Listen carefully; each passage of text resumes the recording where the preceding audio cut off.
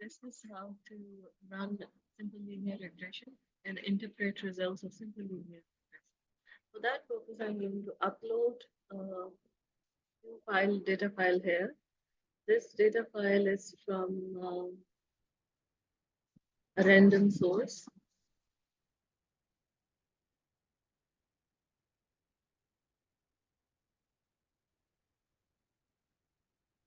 Let's see, simple linear regression data.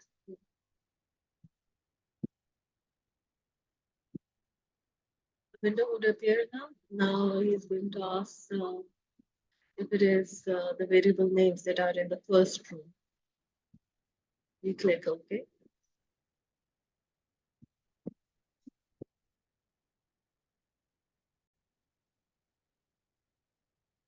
We have interest rates and median prices from the year 1988 to the year 2003.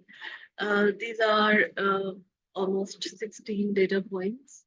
All these data points refer to a theoretical hypothesis that interest rates may have an effect on the median home prices through mortgage.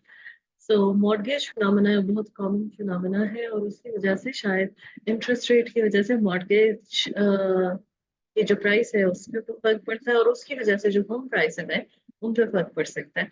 तो ये हमारे पास एक theoretical hypothesis है और हमने इसको test करना है, इस हाइपोथेसिस को रन करना है यहाँ पे। तो इसको रन करने के लिए हम क्या करेंगे, हम इसका कॉज और इफेक्ट रिलेशनशिप चेक करेंगे जो लीनियर सिंपल रिग्रेशन से होगा, क्योंकि हमारे पास एक एक्स वेरिएबल है और एक वाई वेरिएबल है, यानी एक डिपेंडेंट वेरिएबल है y वेरिएबल और एक इंडिपेंडेंट वेरिएबल है जिसे x वेरिएबल कहेंगे।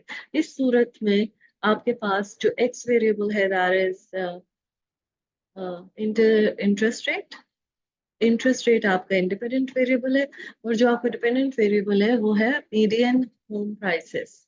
तो अब हम इसके ऊपर एनालिसिस जब रन करेंगे तो हम एनालाइज पे जाते हैं।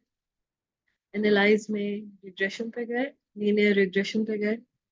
अच्छा, यहाँ चूंकि हमारे पास एक ही डिपेंडेंट और एक ही इंडिपेंडेंट वेरिएबल है तो हम अलहदा से कोरिलेशन और अलहदा से डिस्क्रिप्टिव स्टैटिस्टिक्स रन नहीं करेंगे।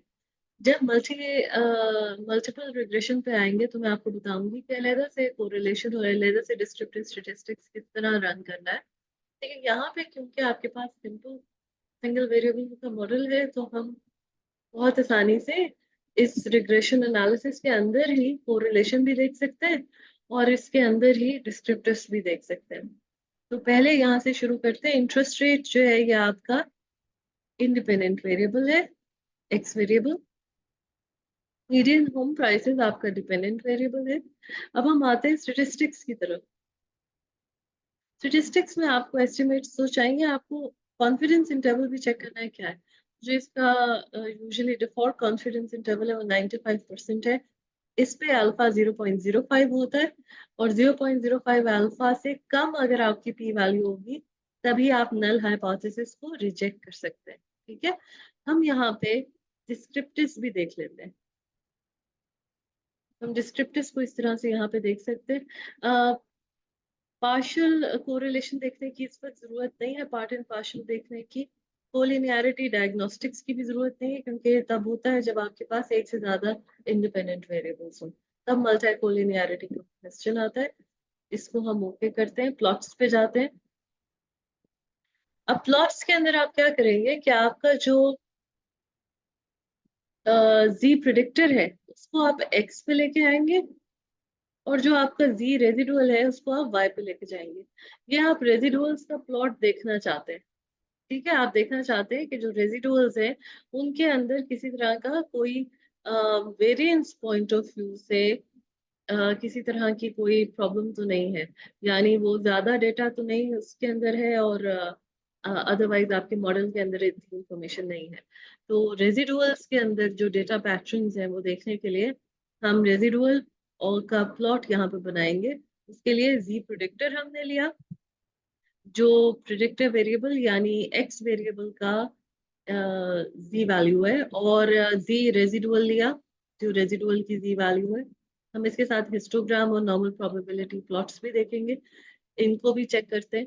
और उसकी वजह क्या है कि हमें एक ऐसा स्कैटर डायग्राम चाहिए जो बिल्कुल ही कंप्लीटली स्कैटर्ड हो, उसके अंदर हमें पैटर्न ज्यादा नहीं चाहिए। जितना ज्यादा वो स्कैटर्ड होगा इसका मतलब आपके डेटा में उतनी होमोजेनाइटी है, तो दैट्स गुड। और जितना वो कम स्कैटर्ड होगा इसका मतलब डेटा में ट्रेंड्स इंफॉर्मेशन है, हेट्रोस्केडास्टिसिटी है। तो हेट्रोस्केडास्टिसिटी के चेक के लिए हम इसको यहाँ पे कंटिन्यू करते हैं।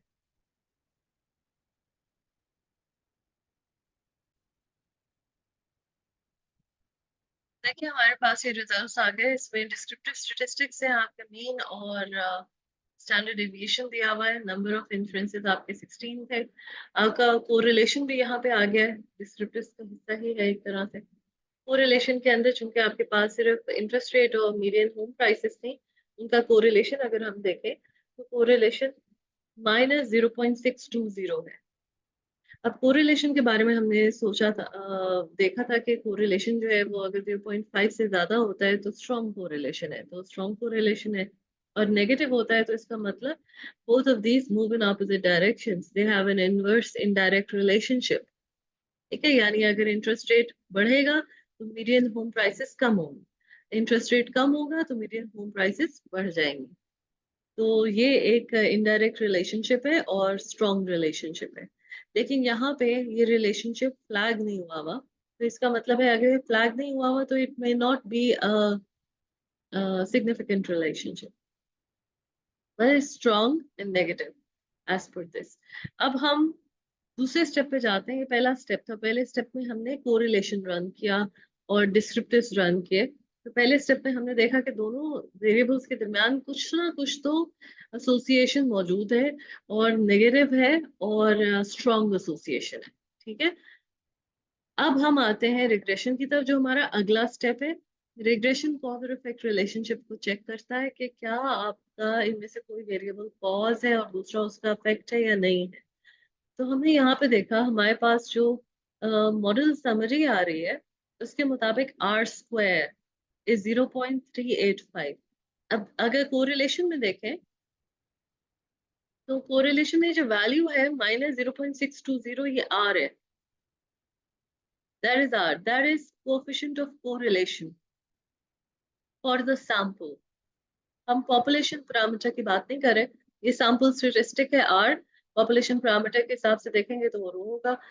लेकिन हम बात करें आर की, R as a correlation coefficient is -0.620। ठीक है, अब जब हम मॉडल समरी को देखते हैं तो R square is the coefficient of determination. ये उसी आर को स्क्वायर अगर आप करेंगे तो उसका नेगेटिव जो है वो खत्म हो जाएगा, क्योंकि जब भी आप स्क्वायर करते हैं वैसे ही पॉजिटिव नेगेटिव बराबर हो जाते हैं, सब पॉजिटिव हो जाता है। तो यहाँ पे इस 0.385, which means that 38.5% of total variation in your dependent variable is being explained by your independent variable। ठीक है, एनोवा को चेक करें तो एनोवा की सिग्निफिकेंस आ रही है 0.10। So that means that it is significant at a level of 0.01%। ठीक है, ये at at the level of 1% है, ये 0.010 आ रहा है, तो ये सिग्निफिकेंट है। और ये किस चीज की सिग्निफिकेंस है? ये है सिग्निफिकेंस आर स्क्वायर की, क्या आपका आर स्क्वायर एक्चुअली सिग्निफिकेंट है कि नहीं। तो आपका मॉडल जो है ये इसकी 38.5% की जो वैल्यू आ रही है ये सिग्निफिकेंट है। अब कोफिशिएंट्स की तरफ आते हैं। आप यहाँ पे देखेंगे कि यहाँ जो स्टैंडर्डाइज कोफिशिएंट बेटा कोफिशिएंट है वो वही है जो आपको आर ने रिजल्ट दिया था कोरिलेशन का। ठीक है, हमने अगर रिग्रेशन का कोफिशिएंट देखना है तो हम अनस्टैंडर्डाइज कोफिशिएंट बेटा कोफिशिएंट की तरफ जाएंगे। यहाँ का अनस्टैंडर्डाइज बेटा कोफिशिएंट है, नेगेटिव में है, इसका मतलब अगेन इनडायरेक्ट रिलेशनशिप है। और फिर हम ये देखेंगे कि ये सिग्निफिकेंट है या नहीं है। तो हमें यहाँ से पता लग रहा है इट्स 0.010, यानी it is significant at a level of 1%। तो ये सिग्निफिकेंट है आपका वेरिएबल। इसका मतलब है कि ना सिर्फ ये वेरिएबल अफेक्ट करता है बल्कि सिग्निफिकेंटली अज्यूम करता है वेरिएशन इन वाई वेरिएबल। ठीक है, अब हम हिस्टोग्राम की तरफ आते हैं।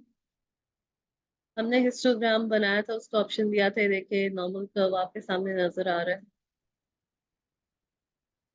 ये आपका पीपी प्लॉट है। क्या इस पीपी प्लॉट के अंदर रिग्रेशन लाइन आप देख रहे हैं, और आपके जो इन्फ्रेंसेस हैं वो रिग्रेशन लाइन से क्लोज हैं, जितना क्लोज हो उतना बेहतर है। तो ये स्कैटर प्लॉट है रेजिडुअल्स का, हमने देखा था। जो स्टैंडर्डाइज्ड रेजिडुअल्स है उनका स्कैटर प्लॉट है, और ये भी उसी तरह से स्कैटर्ड ही है। तो हेटेरोस्केडास्टिसिटी एक्चुअली क्या मेजर करती है कि जो आपके वेरिएंसेस हैं वो आपके एक्स वेरिएबल की एक्सट्रीम वैल्यूज के साथ चेंज तो नहीं होते, चेंज हो जाते हैं। तो यहाँ पे हमने देखा कि एक्स वेरिएबल की एक्सट्रीम वैल्यूज के साथ वो चेंज नहीं होते। तो this is about simple linear regression. Next video में I'll tell you how to interpret, how to run and interpret multiple regression.